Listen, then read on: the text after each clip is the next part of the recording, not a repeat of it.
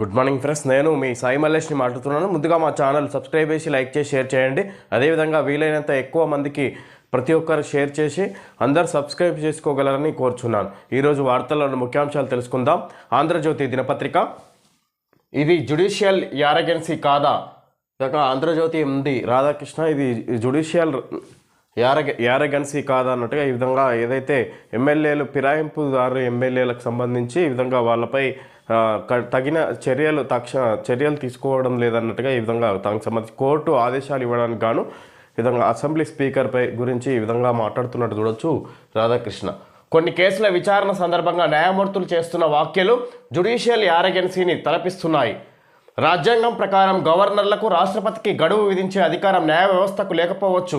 అలాగని ఎవరికి వారు చేతులు ముడుచుకొని ఉండిపోతే ప్రజా ప్రయోజనాలు ఇంకా ఏం కావాలి? రాజ్యాంగ వ్యవస్థలలో భాగమైన రాష్ట్రపతికి గడువు విధించే అధికారం న్యాయ వ్యవస్థకు లేని పక్షంలో అదే రాజ్యాంగంలో మరో భాగమైన లెజిస్లేచర్ విషయంలో మరో రకంగా ఉత్తర్వు ఎలా ఇవ్వగలరు? తమకు అధికారం లేదని చెప్పడం వరకు ఆక్షేపణ ఉండదు. కానీ అదే సమయంలో ప్రస్తుత సమస్యను అధిగమించడానికి పార్లమెంట్లో చట్టం చేయాలని లేదా రాజ్యాంగ సవరణ చేయాలని సుప్రీంకోర్టు సూచించి ఉంటే బాగుండేదన్న అభిప్రాయం వినిపిస్తుంది. విధంగా ఇక్కడ రాష్ట్రపతికి గవర్నర్లకు గడువు విధించడము, అదేవిధంగా ఇక్కడ కొన్ని కేసుల విచారణ సందర్భంగా న్యాయమూర్తులు చేస్తున్న వ్యాఖ్యలు జ్యుడిషియల్ యారగెన్సీని తలపిస్తున్నాయి. విధంగా ఇక్కడ రాష్ట్రపతికి గవర్నర్లకు గడువు అవసరం విధించే అధికారము ఇక్కడ న్యాయమూర్తులు జ్యుడిషియల్ యారగెన్సీని తలపిస్తున్నాయి. ఆ విధంగా ఉన్నాయి ఈ కోర్టు వ్యాఖ్యలు అన్నట్టుగా మాట్లాడుతున్నారు. ఈ విధంగా ఇక్కడ రాజ్యాంగం ప్రకారం గవర్నర్లకు రాష్ట్రపతికి గడువు విధించే అధికారం న్యాయ వ్యవస్థకు లేకపోవచ్చు. అలాగని ఎవరికి వారు చేతులు ముడుచుకొని ఉండిపోతే ప్రజా ప్రయోజనాలు ఏం కావాలి? రాజ్యాంగ వ్యవస్థలో భాగమైన రాష్ట్రపతికి గడువు విధించే అధికారం న్యాయ వ్యవస్థకు లేని పక్షంలో అదే రాజ్యాంగంలో మరో భాగమైన లెజిస్లేచర్ విషయంలో మరో రకంగా ఉత్తర్వులు ఎలా ఇవ్వగలరు? ఈ విధంగా ఇక్కడ రాష్ట్రపతికి గవర్నర్లకు గడువు విధించే అధికారం సుప్రీంకోర్టుకు లేకుండా, న్యాయ వ్యవస్థకు లేకుండా ఈ విధంగా మరి ఎవరు ప్రజా ప్రయోజనాలు పట్టించుకుంటారు, ఎవరికి వారు అలా పట్టించుకోకుంటుంటే అన్నట్టుగా ఆయన చెప్పుకొస్తారు. ఇదే సుప్రీంకోర్టు కొద్ది రోజుల క్రితం పార్టీ ఫిరాయింపులకు పాల్పడిన వారిపై చర్యలు తీసుకోవడానికి తెలంగాణ శాసనసభ స్పీకర్కు గడువు ఎలా విధించింది. తెలంగాణ శాసనసభ స్పీకర్కు గడువు విధించడంతో అయిపోలేదు. ఈ అంశంపై విచారణకు వచ్చిన కోర్టు ధిక్కరణ పిటిషన్ సందర్భంగా సుప్రీంకోర్టు చేసిన వ్యాఖ్యలు జ్యుడిషియల్ యారగెన్సీని గుర్తుకు తెస్తున్నాయి. మా ఆదేశాలు అమలు చేస్తారా లేదా? కొత్త సంవత్సరం రోజున ఎక్కడ ఉండాలో, అంటే జైల్లో ఉంటారో బయట ఉంటారో తేల్చుకోండి అని సుప్రీంకోర్టు తెలంగాణ స్పీకర్ను ఉద్దేశించి కఠినంగా వ్యాఖ్యానించింది. గవర్నర్కు గడువు విధించే అధికారం లేనప్పుడు లెజిస్లేచర్ అధిపతికి గడువు విధించడంతో పాటు కోర్టు ధిక్కారం కింద జైలుకు పంపే అధికారం న్యాయ వ్యవస్థకు ఉంటుందా అన్న ప్రశ్న సహజంగానే తలెత్తుతుంది. గవర్నర్లకు రాష్ట్రపతికి గడువు విధించే అధికారం లేనప్పుడు సుప్రీంకోర్టుకు మరి న్యాయ వ్యవస్థకు ఈ తెలంగాణ స్పీకర్కు ఏ విధంగా గడువు విధించింది? ఈ విధంగా ఇక్కడ పార్టీ ఫిరాయింపు ఎమ్మెల్యేలపై చర్యలు తీసుకోకపోతే ఈ గడువు తేదీలోగా ఇక్కడ ఎక్కడుంటారో అన్నట్టుగా ఒక గడువు విధించి ఈ జైల్లో ఉంటారా బయట ఉంటారా అని ఒక శాసనసభ స్పీకర్ను ప్రశ్నించడం ఇది ఎంతవరకు సమంజసం అన్నట్టుగా మాట్లాడుతున్నారు. ఇంకా ఆంధ్రజ్యోతి ఏమిటి దానికి సంబంధించి ఇది జ్యుడిషియల్ యారగెన్సీ కాదా అన్నట్టుగా మాట్లాడుతున్నారు. ఇది న్యాయ వ్యవస్థ కింద జైలుకు పంపే అధికారం న్యాయ వ్యవస్థకు ఉంటుందా అన్న ప్రశ్న సహజంగానే తలెత్తుతుంది అన్నట్టుగా మాట్లాడుతున్నారు. వాస్తవానికి ఫిరాయింపులకు పాల్పడిన వారిపై స్పీకర్లు ఫలానా గడువులోపే చర్య తీసుకోవాలని పార్టీ ఫిరాయింపుల నిరోధక చట్టంలో లేదు. అలా చట్టంలో గడువు విధించకపోతే సదరు చట్టం చేసిన లక్ష్యం ఎలా నెరవేరుతుందని ప్రశ్నించాల్సిన సుప్రీంకోర్టు ఇప్పుడు తెలంగాణ స్పీకర్కు తనకు తానుగా గడువు విధించింది. వాస్తవానికి ఫిరాయింపులకు పాల్పడిన వారిపై స్పీకర్లు ఫలానా గడువులోపే చర్య తీసుకోవాలని పార్టీ ఫిరాయింపుల నిరోధక చట్టంలో లేదు. అలా చట్టంలో గడువు విధించకపోతే సదరు చట్టం చేసిన లక్ష్యం ఎలా నెరవేరుతుందని ప్రశ్నించాల్సిన సుప్రీంకోర్టు ఇప్పుడు తెలంగాణ స్పీకర్కు తనకు తానుగా గడువు విధించింది. విధంగా ఇక్కడ గడువు విధించాలని నిర్ణీత గడువు లేదు అన్నట్టుగా ఫిరాయింపు ఎమ్మెల్యేపై చర్యలు తీసుకోవడానికి ఈ చట్టంలో లేదు, ఎలాంటి గడువు విధించాలన్నట్టుగా ఈ చట్టంలో లేదన్నట్టుగా చెప్పుకొస్తారు. ఈ విధంగా అలా చట్టంలో గడువు విధించకపోతే సదరు చర్యలు చేసిన లక్ష్యం ఎలా నెరవేరుతుందని ప్రశ్నించాల్సిన సుప్రీంకోర్టు ఇప్పుడు తెలంగాణ స్పీకర్కు తనకు తానుగా గడువు విధించింది. ఈ విధంగా ఈ గడువు విధించే అధికారం సుప్రీంకోర్టుకు లేకున్నా ఈ విధంగా ఇక్కడ తెలంగాణ స్పీకర్కు గడువు విధించింది అన్నట్టుగా మాట్లాడుతున్నారు. మరోసారి చట్టం చేసిన లక్ష్యం నెరవేరాలంటే గడువు ఉండాలి. ఆ మేరకు పార్లమెంటుకు సర్వోన్నత న్యాయస్థానం సూచించి ఉండాల్సింది. అలా కాకుండా ఒక్క కేసు విషయంలో ఒక్కోలా తీర్పులు ఇస్తూ పోతుండడం వల్ల న్యాయ వ్యవస్థపై గౌరవం తగ్గుతుంది. అలా చట్టం చేసిన లక్ష్యం నెరవేరాలంటే గడువు ఉండాలి. ఆ మేరకు పార్లమెంటుకు సర్వోన్నత న్యాయస్థానం సూచించి ఉండాల్సింది. అలా కాకుండా ఒక్కో కేసు విషయంలో ఒక్కోలా తీర్పులు ఇస్తూ పోతుండడం వల్ల న్యాయ వ్యవస్థపై గౌరవం పోతుంది. ఈ విధంగా ఇక్కడ ఒక కేసుకు గడువు విధించడం లేదు, మరొక కేసులో విషయంలో గడువు విధించి ఆదేశాలు ఇవ్వడం, ఈ విధంగా ఇక్కడ ఒక్కొక్క కేసు విషయంలో ఒక విధంగా వ్యవహరించడం ఈ న్యాయ వ్యవస్థ గౌరవం తగ్గుతుంది అన్నట్టుగా మాట్లాడుతున్నారు. రాజ్యాంగం ప్రకారం చట్టసభల ప్రిసైడింగ్ అధికారులకు కూడా రక్షణ ఉంటుంది. అయినప్పటికీ చర్య తీసుకుంటారా, జైలుకు వెళ్ళడానికి సిద్ధపడతారా అని న్యాయస్థానం హుంకారించింది. ఇదొక రకంగా పరిధిని అతిక్రమించడమే. నిజంగా ఆ పరిస్థితి వస్తే తెలంగాణ శాసనసభ స్పీకర్ను జైలుకు పంపగలరా? అదే జరిగితే సదరు ఆదేశాలు ఇచ్చిన న్యాయమూర్తిపై శాసనసభ కూడా చర్యలకు ఉపక్రమిస్తే పరిస్థితి ఏమిటి? నిజంగా రాజ్యాంగం ప్రకారం చట్టసభల ప్రిసైడింగ్ అధికారులకు కూడా రక్షణ ఉంటుంది. అయినప్పటికీ చర్య తీసుకుంటారా, జైలుకు వెళ్ళడానికి సిద్ధపడతారా అని న్యాయస్థానం హుంకరించింది. ఇదొక రకంగా పరిధిని అతిక్రమించడమే. నిజంగా ఆ పరిస్థితి వస్తే తెలంగాణ శాసన స్పీకర్ను జైలుకు పంపగలరా? ఈ విధంగా ఒకవేళ పంపితే అదే జరిగితే ఆదేశాలు ఇచ్చిన న్యాయమూర్తులపై కూడా శాసనసభ చర్యలు తీసుకునే అవకాశం ఉంటుంది, ఒకరికొకరు చర్యలు తీసుకునే అవకాశం ఉంటుంది అన్నట్టుగా మాట్లాడుతున్నారు. ఈ విధంగా ఈ సుప్రీంకోర్టు తీర్పు ముఖ్యంగా ఇక్కడ ఏదైతే శాసనసభ తెలంగాణ అసెంబ్లీ స్పీకర్ను ఉద్దేశించి మాట్లాడుతున్నట్టుగా చూడవచ్చు. సుప్రీంకోర్టు ఇచ్చిన ఆదేశాలకు ఉద్దేశించి ఈ విధంగా తెలంగాణ స్పీకర్ శాసనసభ స్పీకర్ను ఉద్దేశించి మాట్లాడుతున్నారు రాధాకృష్ణ అన్నట్టుగా చూడవచ్చు. ముఖ్యంగా రాజ్యాంగబద్ధమైన వ్యవస్థల మధ్య సున్నితమైన లక్ష్మణ రేఖ ఉంటుంది. ఇటీవల కాలంలో కేసుల విచారణ సందర్భంగా న్యాయ వ్యవస్థలోని కొందరు తీవ్రమైన వ్యాఖ్యలు చేస్తున్నారు. చివరకు అవేమీ తీర్పులో భాగంగా ఉండవు. కేసు మెరిట్స్తో సంబంధం లేకుండా వ్యక్తిగత అభిప్రాయాలను వెల్లడించడం ఇప్పుడు ఒక సమస్యగా మారుతుంది. దీనివల్ల న్యాయ వ్యవస్థ కొన్ని సందర్భాలలో ప్రజల మన్ననలను పొందుతుండగా మరికొన్ని సందర్భాల్లో ఆత్మరక్షణలో పడుతుంది. ఒక రాజ్యాంగబద్ధమైన వ్యవస్థల మధ్య సున్నితమైన లక్ష్మణ రేఖ ఉంటుంది. ఇటీవలి కాలంలో కేసుల విచారణ సందర్భంగా న్యాయ వ్యవస్థలోని కొందరు తీవ్రమైన వ్యాఖ్యలు చేస్తున్నారు. చివరకు అవేమి తీర్పులో భాగంగా ఉండవు. కేసు మెరిట్స్లో సంబంధం లేకుండా వ్యక్తిగత అభిప్రాయాలను వెల్లడించడం ఇప్పుడు ఒక సమస్యగా మారుతుంది. విధంగా ఈ న్యాయ వ్యవస్థలో తీర్పుల వల్ల కొంతమంది వ్యక్తుల వల్ల ఈ విధంగా ఈ న్యాయ వ్యవస్థకే మచ్చ తీసుకొస్తున్నారు అన్నట్టుగా చెప్తున్నారు. ఇక్కడ పార్టీ ఫిరాయింపుల విషయంలో కూడా ఫలానా గడువులోగా చర్యలు తీసుకునేలా చట్టాన్ని సవరించాలని సూచిస్తే ఎవరు మాత్రం అభ్యంతరం చెబుతారు? ఇలాంటి విషయాల్లో తమకు అధికారం లేదని న్యాయ వ్యవస్థ అభిప్రాయపడితే చేయగలిగింది ఏమీ లేదు. ఇలాంటి విషయాల్లో తమకు అధికారం లేదని న్యాయ వ్యవస్థ అభిప్రాయపడితే చేయగలిగింది ఏమీ లేదు. విధంగా పార్టీ ఫిరాయింపుల విషయంలో కూడా ఫలానా గడువులోగా ఈ నిర్ణయాలు తీసుకోవాలని పార్లమెంట్లో చట్టం తీసుకొస్తే ఎవరు అభ్యంతరం తెలుపుతారు? ఇలాంటి దాంట్లో మాకు అధికారం లేదని న్యాయ వ్యవస్థ తప్పుకుంటే ఎవరేం చేయలేరు అన్నట్టుగా చెప్పుకొస్తారు. రాజ్యాంగాన్ని ఎడాపెడా రాజకీయ అవసరాల కోసం సవరించిన ఈ దేశంలో గవర్నర్లైనా స్పీకర్లైనా వారందరికీ గడువు విధిస్తూ సవరణ చేయలేమా? ఈ గడువు అనేది లేకపోతే వ్యవస్థలపై ప్రజలకు నమ్మకం పోతుంది. న్యాయ వ్యవస్థకు కూడా ఇదే మాట వర్తిస్తుంది. న్యాయస్థానాలలో కేసుల పరిష్కారం విషయంలో అంతులేని జాప్యం జరుగుతుంది. ఈ విధంగా న్యాయ వ్యవస్థకు కూడా ఒక రాజ్యాంగంలో మన చట్టాలకు అనుకూలంగా మార్పులు చేర్పులు చేస్తున్న సందర్భంగా ఈ విధంగా గవర్నర్లకు రాష్ట్రపతులకు ఈ విధంగా స్పీకర్లు అందరికీ గడువు విధిస్తూ సవరణ చేయలేమా, రాజ్యాంగాన్ని సవరణ చేయలేమా అన్నట్టుగా అదేవిధంగా ఇక్కడ న్యాయ వ్యవస్థలో కోర్టులలో ఎన్నో కేసుల విషయంలో జాప్యం మరింత జరుగుతూ వస్తుంది. ఈ సందర్భంగా వాటికి సంబంధించి ప్రతి ఒక్కదానికి గడువు విధించాల్సిందిగా రాజ్యాంగంలో మార్పులు చేసుకోవాలి అన్నట్టుగా మాట్లాడుతున్నారు. సాదాసీదా నేరస్తుల విషయంలో జాప్యం జరిగినా పర్వాలేదు, కానీ రాజకీయాల్లోకి వచ్చిన నిందితులు నేరస్తుల విషయంలో అంతులేని జాప్యం జరిగితే సమాజం నష్టపోతుంది. సాదాసీదా నేరస్తుల విషయంలో జాప్యం జరిగితే సమస్య ఉండదు, కానీ రాజకీయాల్లోకి సంబంధించిన కీలక వ్యక్తుల విషయంలో, నేరస్తుల విషయంలో, రాజకీయాల్లోకి వచ్చిన నిందితులు నేరస్తుల విషయంలో అంతులేని జాప్యం జరిగితే సమాజానికి నష్టం జరుగుతుంది అన్నట్టుగా మాట్లాడుతున్నారు. ప్రజాప్రతినిధులపై ఉన్న కేసులలో కూడా శీఘ్ర పరిష్కారం కోసం ఫాస్ట్ ట్రాక్ కోర్టులు ఎందుకు ఏర్పాటు చేయకూడదు? విధంగా ప్రజాప్రతినిధులపై నమోదైన కేసుల విషయంలో కూడా శీఘ్ర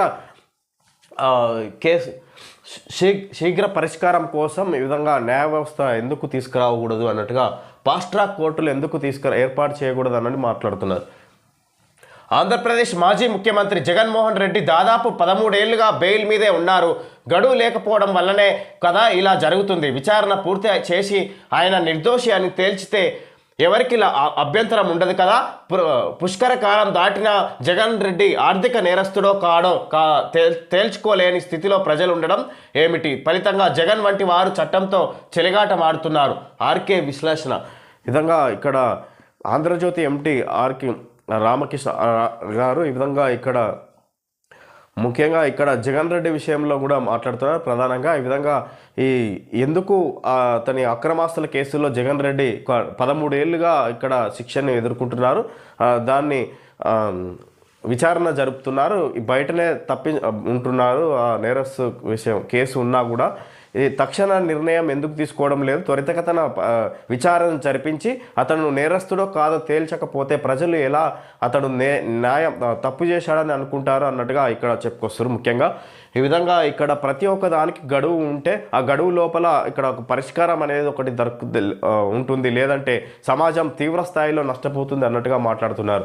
ముఖ్యంగా తెలంగాణ రాష్ట్ర అసెంబ్లీ స్పీకర్ను ఉద్దేశించి మాట్లాడుతున్నారు. సుప్రీంకోర్టు ఇచ్చిన ఆదేశాలకు అనుగుణంగా ఈ విధంగా ఇక్కడ ప్రతి ఒక్క కేసుల విషయంలో ముఖ్యమైన కేసుల విషయంలో కూడా జాప్యం జరగకుండా గడువు విధించి పరిష్కరించే విధంగా ఫాస్ట్ ట్రాక్ కోర్టులు తీసుకురావాలన్నట్టుగా న్యాయ వ్యవస్థను ఉద్దేశించి మాట్లాడుతున్నట్టుగా చూడొచ్చు ఆర్కే రామకృష్ణ.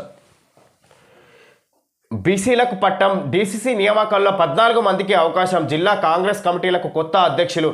9 మంది ఓసీలు, ఎస్టీ 6, ఎస్సీ 5, 2 మైనారిటీ నేతలకు పట్టం. 5 ఎమ్మెల్యేలు, షార్ట్ చైర్మన్ కూడా. సంగారెడ్డి, రంగారెడ్డి మినహా 33 జిల్లాలు, 3 కార్పొరేషన్లకు నియామకం. 36 మందితో జాబితా ప్రకటించిన ఏఐసిసి నియామకాల్లో సామాజిక సమతుల్యం. జాబితాలో 5 మహిళా నేతలు.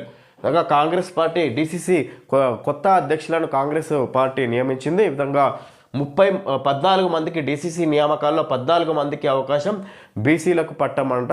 బీసీలకు 14 మంది డీసీసీ అధ్యక్షులుగా నియమించినట్టు చూడొచ్చు కాంగ్రెస్ పార్టీ. జిల్లా కాంగ్రెస్ కమిటీలకు కొత్త అధ్యక్షులు. 9 మంది ఓసీలు, ఎస్టీ 6, ఎస్సీ 5, 2 మైనారిటీ నేతలకు పట్టం. 5 ఎమ్మెల్యేలు, షార్ట్ చైర్మన్ కూడా. సంగారెడ్డి, రంగారెడ్డి మినహా 33 జిల్లాలు, 3 కార్పొరేషన్లకు నియామకం.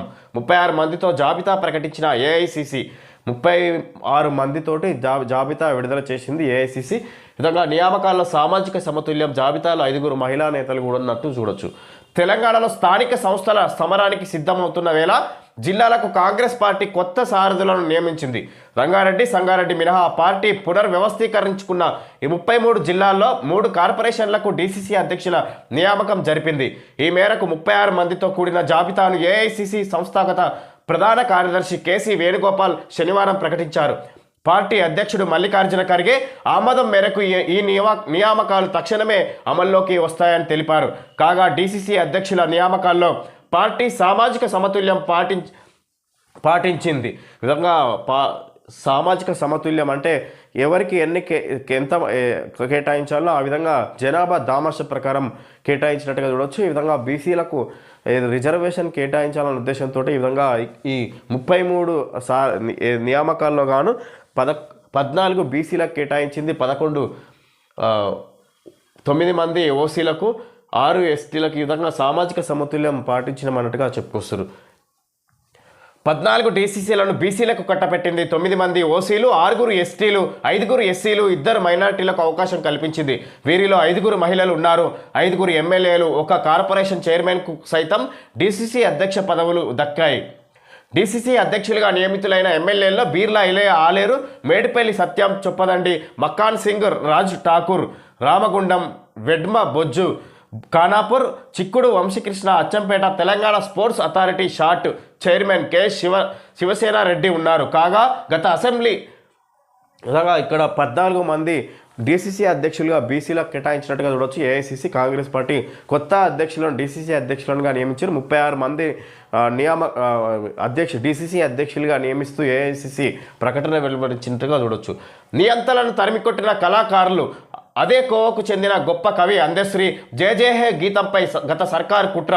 కళాకారుల పోరాటం వల్లే రాష్ట్రం వచ్చిందన్న భావన నెలకొంటుందనే గీతాన్ని తొక్కిపెట్టారు. రాష్ట్రంలో దళితుల జనాభా 17% ఉంటే 27% ప్రాతినిధ్యం కల్పించిన ఘనత మా సర్కారుది. అందశ్రీ సంస్మరణ సభలో సీఎం రేవంత్ రెడ్డి. నియంత్రణను తరిమి కొట్టిన కళాకారులు ఈ అందశ్రీ సంస్మరణ సభలో ఈ విధంగా సీఎం రేవంత్ రెడ్డి మాట్లాడిగా చూడొచ్చు. అదే కోవకు చెందిన గొప్ప కవి అందశ్రీ జయజయహే గీతంపై గత సర్కారు కుట్ర. జయజయహే గీతంపై గత బీఆర్ఎస్ సర్కారు కుట్ర వహించింది అన్నట్టుగా మాట్లాడుతున్నారు. ఈ విధంగా కళాకారుల పోరాటం వల్లే రాష్ట్రం వచ్చిందన్న భావన నెలకొంటుందనే గీతాన్ని తొక్కి పెట్టారు. విధంగా ఈ జయజయహే గీతాన్ని అందశ్రీ తీసుకొచ్చిన దాన్ని అందశ్రీ గొప్పతనాన్ని బయటికి తీస్తే ఈ విధంగా ఈ కవుల వల్లనే ఈ కళాకారుల పోరాటం వల్లనే రాష్ట్రం వచ్చిందనే భావన పోతుంది జనాల అనే దానికి ఈ విధంగా ఈ జయజయహే గీతాన్ని తొక్కిపెట్టారన్నట్టుగా సీఎం రేవంత్ రెడ్డి మాట్లాడుతున్నారు. రాష్ట్రంలో దళితుల జనాభా 17% ఉంటే 27% ప్రాతినిధ్యం కల్పించిన ఘనత మా సర్కార్ది. అందశ్రీ సంస్మరణ సభలో సీఎం రేవంత్ రెడ్డి.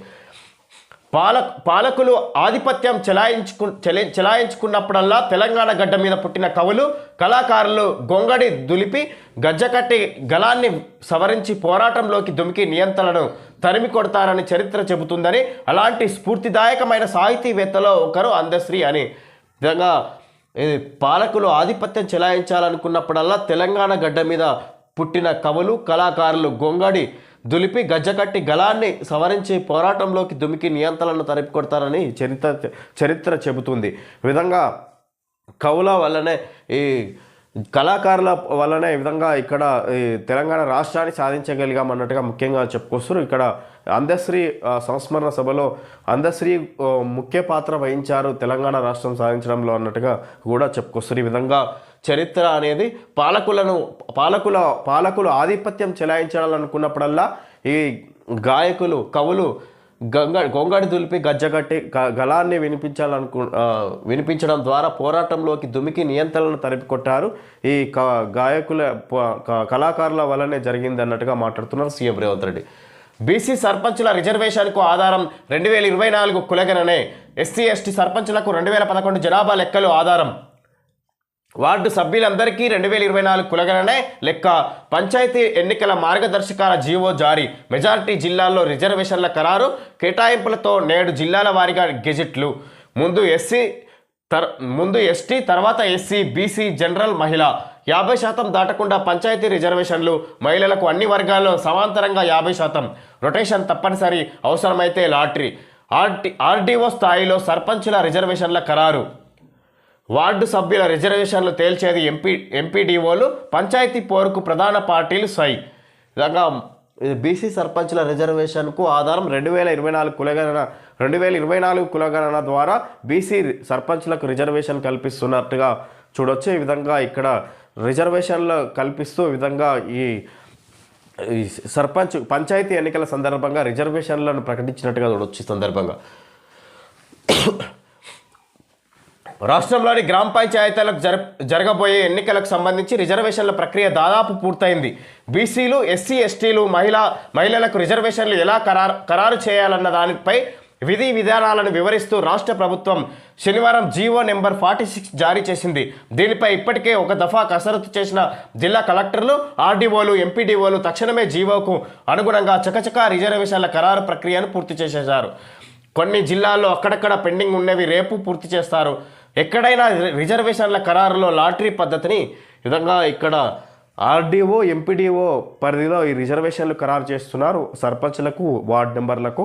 ఈ ప్రక్రియ దాదాపు పూర్తయింది. ఇంకా మిగిలి ఉంటే ఈ రేపు ఎల్లుండి ఈ లాటరీ పద్ధతిలో కూడా పూర్తి చేస్తారన్నట్టుగా చూడొచ్చు. రిజర్వేషన్ తీసుకొస్తారన్నట్టుగా చూడొచ్చు.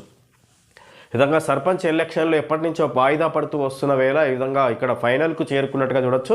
ఎట్టకేలకు పంచాయతీ ఎన్నికలు డిసెంబర్లో 11, 14, 17 తేదీల్లో 3 దశల్లో నిర్ణయించుకోవాలని కాంగ్రెస్ ప్రభుత్వం నిర్ణయానికి వచ్చినట్టుగా చూడొచ్చు. దానికి సంబంధించి నోటిఫికేషన్ కూడా ఈ నెల 26న నవంబర్ 26న విడుదల చేయబోతున్నట్టు చూడొచ్చు. దానికి సంబంధించి రిజర్వేషన్లు ఖరారు చేసినట్టుగా చూడొచ్చు. ఈ సందర్భంగా జస్టిస్ సూర్యకాంత్ ప్రమాణానికి విదేశీ అతిథులు Nepal, Bhutan, Sri Lanka, Mauritius, Kenya, Malaysia నుంచి జడ్జీలు. రేపు రాష్ట్రపతి భవన్లో కార్యక్రమం. విధంగా సుప్రీంకోర్టు ప్రధాన న్యాయమూర్తిగా 53వ ప్రధాన న్యాయమూర్తిగా ప్రమాణ స్వీకారం చేయబోతున్నారు ఈ జస్టిస్ సూర్యకాంత్. ఇప్పటి వరకు జస్టిస్ బిఆర్ గవాయ్ ప్రధాన న్యాయమూర్తిగా కొనసాగారు. అతనికి పదవీ కాలం పూర్తవడంతో విధంగా ఇంకా నూతన సుప్రీంకోర్టు ప్రధాన న్యాయమూర్తిగా ప్రమాణ స్వీకారం చేయబోతున్నారు. దీనికి ఇతర దేశాల నుంచి ప్రధాన న్యాయమూర్తులు హాజరవబోతున్నట్టుగా చూడొచ్చు. 6 దేశాల ప్రధాన న్యాయమూర్తులు హాజరవబోతున్నట్టుగా చూడొచ్చు. ఇదే మొదటిసారి విదేశీ ప్రధాన న్యాయమూర్తులు హాజరవుతున్న సందర్భం. Nepal, Bhutan, Sri Lanka, Mauritius, Kenya, Malaysia నుంచి జడ్జీలు. రేపు రాష్ట్రపతి భవన్లో కార్యక్రమం నిర్వహించబోతున్నారు. భారత ఉన్నత విద్యా కమిషన్ యూజీసీ, ఏఐసిటిఈ, ఎన్సిటిఈల స్థానంలో రానున్న పార్లమెంట్ సమావేశాల్లో బిల్లు. భారత ఉన్నత విద్యా కమిషన్ ఇప్పటి వరకు ఈ నాన్ టెక్నికల్ సాంకేతిక విద్య, అదేవిధంగా ఉపాధ్యాయ విద్య, ఈ 3 విభాగాలుగా ఉన్న ఒక విద్యా సంస్కృతిని దాన్ని భారత ఉన్నత విద్యా కమిషన్లోకి మార్చబోతున్నారు. అంటే యూజీసీ, ఏఐసిటిఈ, ఎన్సిటిఈల స్థానంలో ఇవన్నీ 3టిని పక్కకు పెట్టి ఉన్నత విద్యా కమిషన్ని తీసుకొస్తారు. ఇక్కడ ఈ అన్నిటినీ ఒకే దగ్గర కలిపి పర్యవేక్షించే అవకాశం ఉన్నట్టుగా చూడొచ్చు. విద్యా వ్యవస్థను ఒక భారత ఉన్నత విద్యా కమిషన్ మాత్రమే చూసే అవకాశం ఉన్నట్టుగా చూడొచ్చు ఇప్పటి నుంచి. దీనికి సంబంధించిన బిల్లు రానున్న పార్లమెంట్ సమావేశాల్లో ప్రవేశపెట్టే అవకాశం ఉన్నట్టు. ఇది దేశవ్యాప్తంగా జరిగే అవకాశం. ఇది పార్లమెంటులో బిల్లు ప్రవేశపెట్టి ఇక్కడ ఇది ఒక రాష్ట్రానికి సంబంధించింది కాదు, ఇక్కడ దేశం అంతా ఒక విధంగా విద్యా వ్యవస్థ మార్చే అవకాశం ఉన్నట్టుగా చూడవచ్చు. ఈ సందర్భంగా ఇప్పటివరకు యూజీసీ, ఏఐసిటిఈ, ఎన్సిటిఈల స్థానంలో అంటే భారత ఉన్నత విద్యా కమిషన్ పర్యవేక్షిస్తాయి. ఇప్పటివరకు విడివిడిగా ఉండే నాన్ టెక్నికల్ సాంకేతిక విద్యా విధానం, అదేవిధంగా ఉపాధ్యాయ విద్యా విధానం వీటిని ఈ యూజీసీ, ఏఐసిటిఈ, ఎన్సిటిఈలు పర్యవేక్షించేది ఇప్పుడు భారత ఉన్నత విద్యా కమిషన్ పర్యవేక్షించే అవకాశం ఉన్నట్టుగా చూడవచ్చు. కుటుంబం ఆత్మహత్య, కుమార్తెతో కలిసి తల్లిదండ్రుల బలవన్మరణం. ఇటీవలే పెద్ద కుమార్తె ఆత్మహత్య హైదరాబాద్ అంబర్పేటలో. విధంగా ఇక్కడ కుటుంబం హైదరాబాద్కి సంబంధించిన అంబర్పేటలో ఈ విధంగా ఇక్కడ కుటుంబం ఆత్మహత్యకు పాల్పడినట్టుగా చూడొచ్చు. ముందుగా 6 నెలల క్రితం వాళ్ళ పెద్ద కుమార్తె ఆత్మహత్య చేసుకోవడం ద్వారా మనస్తాపానికి గురై అదేవిధంగా ఆర్థిక సమస్యల వల్ల వీళ్ళు బలవన్మరణం చేసుకున్నట్టుగా చూడొచ్చు. 37 మంది నక్సల్స్ లొంగుబాటు, వీరిలో 25 మంది మహిళలు. ఆజాద్ సహా 3 రాష్ట్ర కమిటీ సభ్యులుగా డీజీపీ శివధర్ రెడ్డి ఎదుట సరెండర్. ఆయుధాలతో లొంగిపోయిన ఖమ్మం కమిటీ, సీఎం రేవంత్ రెడ్డి పిలుపుతో లొంగుబాట్లు. అందరికీ కలిపి 1.41 కోట్ల రివార్డు అందజేత. లొంగిపోయిన వారికి పునరావాసం, భద్రత. మిగిలిన వారు జనజీవన సరవంతిలో కలవాలి. మావోయిస్టులకు డీజీపీ పిలుపు. నేడో రేపో అగ్రనేతల లొంగుబాటు. లొంగిపోయిన నక్సల్స్తో DGP Shivdhar Reddy, SIB chief Sumathi. విధంగా ఏదైతే కేంద్ర ప్రభుత్వం తీసుకున్న నిర్ణయానికి కాను 2026 సంవత్సరానికల్లా విధంగా పూర్తి నక్సలిజాన్ని పూర్తిగా అంతమొందించాలి అనే కేంద్ర మంత్రి అమిత్ షా ప్రకటన ద్వారా ఈ విధంగా ఛత్తీస్గఢ్ వివిధ రాష్ట్రంలో దేశంలో అడవుల్లో అటవీ ప్రాంతాన్ని జల్లెడబట్టారు. మావోయిస్టులను లొంగిపోండి లేదంటే కాల్చి ఇంకా వాళ్ళని మొత్తం మీద అక్కడ అంతమొందించడమే ప్రభుత్వ లక్ష్యంగా తీసుకున్న సందర్భంగా ఈ విధంగా ఇక్కడ సీఎం రేవంత్ రెడ్డి పిలుపు మేరకు లొంగుబాటు జరిగిందన్నట్టుగా చూడవచ్చు. తెలంగాణ రాష్ట్రంలో 37 మంది నక్సల్స్ లొంగిపోయినట్టుగా చూడవచ్చు. లొంగుబాట్లు, ఎన్కౌంటర్లతో కకావికలవుతున్న మావోయిస్టు పార్టీకి మరో ఎదురు దెబ్బ తగిలింది. మావోయిస్టు పార్టీ తెలంగాణ రాష్ట్ర కమిటీ సభ్యులు Koyyada Sambaiah alias Azad, Appasi Narayana alias Ramesh, Dandakaranya special zonal రాష్ట్ర కమిటీ ముఖ్య నాయకులు, మావోయిస్టు కమిటీ సభ్యులు లొంగిపోయినట్టుగా చూడొచ్చు. ఈ 37 మందిలో ముఖ్య కమిటీ నాయకులు కూడా ఉన్నట్టుగా చూడవచ్చు. రేవంత్ది ల్యాండ్ లూటింగ్ పాలసీ. ఆయన ఎనుముల కాదు అమ్మకాల రేవంత్ రెడ్డి 5 లక్షల కోట్ల భూములు 5,000 కోట్లకు అమ్మకమా? ఇది మీ అయ్య జాగిరి కాదు, బీఆర్ఎస్ చూస్తూ ఊరుకోదు. బీఆర్ఎస్ నేత హరీష్ హెచ్చరిక. నిజంగా రేవంత్ది ల్యాండ్ లూటింగ్ పాలసీ. ఆయన ఎనుముల రేవంత్ రెడ్డి కాదు అమ్మకాల రేవంత్ రెడ్డి అన్నట్టుగా హరీష్ రావు మాట్లాడుతున్నారు సీఎం రేవంత్ రెడ్డి గురించి. ఈ విధంగా 5 లక్షల కోట్ల భూములు 5,000 కోట్లకు అమ్మకమా? ఈ విధంగా తక్కువ ధరకు అమ్ముకున్నారు. రియల్ ఎస్టేట్ వ్యాపారం చేయడానికి గాను తక్కువ ధరకు అమ్ముకున్నారు తనకు కావాల్సిన వాళ్ళకి అన్నట్టుగా ఆరోపిస్తున్నారు హరీష్ రావు. ఇది మీ అయ్య జాగిరి కాదు, బీఆర్ఎస్ చూస్తూ ఊరుకోదు. బీఆర్ఎస్ నేత హరీష్ హెచ్చరిక. దమ్ముంటే నిరూపించు చూద్దాం, మేము ఏ ప్రభుత్వ భూమిని అమ్మకానికి పెట్టలేదు. 9,292 ఎకరాల్లో ప్లాట్లు వేసింది 4,740 ఎకరాల్లోనే. అవి పూర్తిగా ప్రైవేట్ భూములే. మీ ఫ్రీ హోల్డ్ జీవోల వెనుక ఉన్న లక్షల కోట్ల మతలబేంటి? దుద్దిల్ల శ్రీధర్ బాబు. విధంగా దమ్ముంటే నిరూపించు, మేము ఏ ప్రభుత్వ భూమిని అమ్మకానికి పెట్టలేదు, ప్రభుత్వ భూమినే, అది ప్రభుత్వ భూమే అన్నట్టుగా మాట్లాడుతున్నారు. 9,292 ఎకరాల్లో ప్లాట్లు వేసింది 4,740 ఎకరాల్లోనే. ఈ విధంగా ఈ 9,292 ఎకరాల్లో 4,740 ఎకరాల్లోనే ప్లాట్లు వేశారని చెప్పుకొస్తారు. అవి పూర్తిగా ప్రైవేటు భూములే. ప్లాట్లు వేసినవి అన్నీ కూడా ప్రైవేట్ భూములే. మీ ఫ్రీ హోల్డ్ జీవోల వెనుక ఉన్న లక్షల కోట్ల మతలబేంటని హరీష్ రావుని ప్రశ్నిస్తున్నట్టుగా చూడొచ్చు మంత్రి దుద్దిల్ల శ్రీధర్ బాబు. సింథటిక్ డ్రగ్స్ మహాప్రమాదం, దాంతోనే ప్రపంచ ఉగ్రవాదానికి ఊపిరి. రెండింటి ఆర్థిక మూలాలను దెబ్బతీయాలి, అందుకు ప్రపంచ దేశాలు కలిసి పనిచేయాలి. G20 సదస్సులో ప్రధాని నరేంద్ర మోడీ పిలుపు. యుద్ధాలు అంతర్యుద్ధాలతో పేద దేశాలకు భారం. ఉక్రెయిన్ పాలస్తీనా పరిష్కారానికి కృషి చేద్దాం. పర్యావరణ లక్ష్యాలను సాధిద్దాం. G20 తీర్మానం. G20 సదస్సులో ఇటలీ ప్రధాని మెలోనీతో మోడీ. విధంగా ఇక్కడ సింథటిక్ డ్రగ్స్ మహాప్రమాదం. ఇక్కడ ఇది ఉగ్ర కుట్ర కంటే ఇది ప్రేరేపిస్తుంది, దాంతోనే ప్రపంచ ఉగ్రవాదానికి దారి ఊపిరి అన్నట్టుగా ఇది ముందుగా సింథటిక్ డ్రగ్స్ని అరికట్టాలన్నట్టుగా ఈ G20 సదస్సులో ప్రధాని నరేంద్ర మోడీ పాల్గొని మాట్లాడుతున్నట్టుగా చూడొచ్చు. ఈ విధంగా ఈ G20 సదస్సులో ఇటలీ ప్రధాని మెలోనీతో మోడీ సంభాషిస్తున్నట్టుగా ఇక్కడ చూడొచ్చు. రెండింటి ఆర్థిక మూలాలను దెబ్బతీయాలి, అందుకు ప్రపంచ దేశాలు కలిసి పనిచేయాలి. G20 సదస్సులో ప్రధాని నరేంద్ర మోడీ పిలుపు. యుద్ధాలు అంతర్యుద్ధాలతో పేద దేశాలకు భారం. ఉక్రెయిన్ పాలస్తీనా పరిష్కారానికి కృషి చేద్దామన్నట్టుగా ప్రపంచ G20 సదస్సులో PM ప్రధాని మోడీ మాట్లాడుతున్నట్టుగా చూడొచ్చు. 2 ఏళ్ల నుంచే ఉగ్ర కుట్ర, అప్పటి నుంచే పేలుడు పదార్థాల కొనుగోలు. చాలా నగరాల్లో పేలుళ్లకు ప్లాన్ చేశాం. విచారణలో ఉగ్రవాది ముజమ్మిల్ వాగ్మూలం. విధంగా 2 ఏళ్ల నుంచే ఈ ఉగ్ర కుట్రకు ప్లాన్ చేశారన్నట్టుగా ఏదైతే అరెస్ట్ అయిన ఉగ్రవాది విచారణలో ఉగ్రవాది ముజమ్మిల్ వాగ్మూలం అన్నట్టుగా ఆడిచ్చారు. కర్ణాటకలో ఉందన్నట్టుగా చూడవచ్చు యూనివర్సిటీ. ఓకే ఫ్రెండ్స్, ఈరోజు వార్తల్లోని ముఖ్యాంశాలు తెలుసుకోవడం జరిగింది. Thank you friends.